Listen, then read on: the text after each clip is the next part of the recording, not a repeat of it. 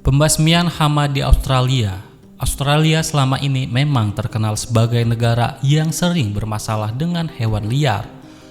Jika umumnya hama adalah spesies invasi yang sangat dibenci, tapi mungkin hama yang satu ini kebanyakan akan sangat disukai oleh orang Indonesia. Hama invasi berbahayanya adalah kambing, yang dimana di negara kita diperjualbelikan. Jika di Indonesia, kambing adalah ternak yang sangat menghasilkan uang.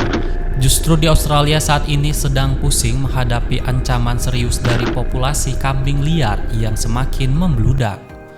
Menurut data dari pemerintah Australia tahun 2021, diperkirakan populasi kambing liar di daratan Australia mencapai angka sekitar 2 atau 3 juta ekor, yang dimana jika dirupiahkan, duit itu sudah mencukupi untuk membeli makan sablek satu kampung. Penelitian terbaru oleh Lembaga Pusat Pemulihan Spesies Terancam telah menunjukkan bahwa spesies invasi atau hama menjadi masalah bagi 1.257 hewan Australia yang terancam punah. Penelitian ini telah dipublikasikan dalam jurnal ilmiah Pacific Konservasi Biologi tahun 2019, mengidentifikasikan 10 spesies hama invasi berdasarkan seberapa banyak spesies terancam yang terkena dampaknya. Dalam urutan ini, kambing liar Australia menempati urutan 5 dari 10 besar spesies hama invasi. Populasi mereka pun terbukti mengancam eksistensi spesies asli Australia. Sejarah kambing liar Australia berasal dari Eropa, Asia, dan Afrika. Kambing telah didominasikan oleh manusia selama ribuan tahun. Kambing domestik ini sangat berharga karena kemampuannya memproduksi daging, susu, kulit, dan juga kemampuannya untuk bertahan hidup di lahan yang produktivitasnya rendah. Kambing diketahui dibawa ke Australia pertama kali dalam armada pelayaran pada tahun 1788 dan diperkenalkan ke wilayah pedalaman oleh para pemukiman Eropa era awal kolonial, para penambang, dan para pekerja konstruksi kereta api. Pada tahun 1860-an, kambing Angora dan Kasimir diimpor dari Asia untuk memulai peternakan kambing dan industri kulit. Beberapa ternak kemudian dibesarkan ketika industri ini runtuh pada tahun 1920-an. Kambing-kambing saat itu juga banyak yang kabur dan lepas sehingga kambing berkembang biak dan membentuk populasi liar hingga saat ini. Kambing liar menurut pemerintah Australia adalah kambing yang hidup dalam keadaan liar dan tidak diterapkan atau tidak dipelihara untuk tujuan lain. Seekor kambing dianggap diternakan atau dipelihara jika mereka berada di dalam kandang area peternakan dan bukan kambing peliharaan. Kambing liar ini kini bisa ditemukan di seluruh wilayah Australia. Kambing liar ini juga ditemukan di banyak pulau lepas pantai Australia. Populasi kambing liar juga membludak, diketahui juga menyebabkan penurunan populasi walabi kaki kuning yang merupakan hewan asli Australia. Kambing liar juga diketahui menghabiskan vegetasi tanaman rumput yang bisa melindungi tanah dan menghancurkan kerak tanah dengan kuku mereka. Hal tersebut menyebabkan erosi angin saat musim kemarau. Kemudian erosi air saat hujan dan dapat menyebabkan tanah banyak yang merosot di area yang curam.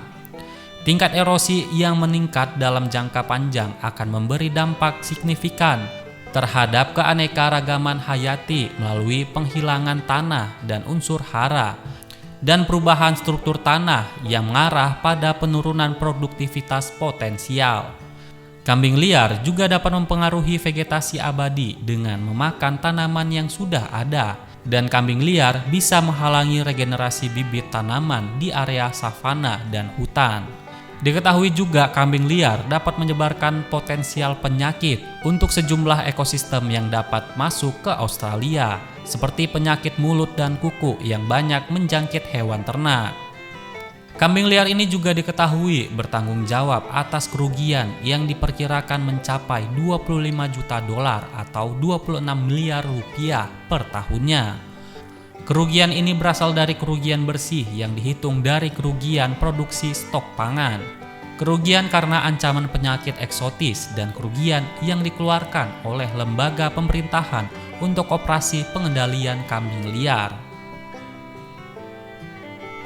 Diperkirakan kerugian ini belum termasuk biaya yang dikeluarkan oleh pemerintah terkait dengan dampak kambing liar terhadap lingkungan erosi tanah atau degradasi padang rumput.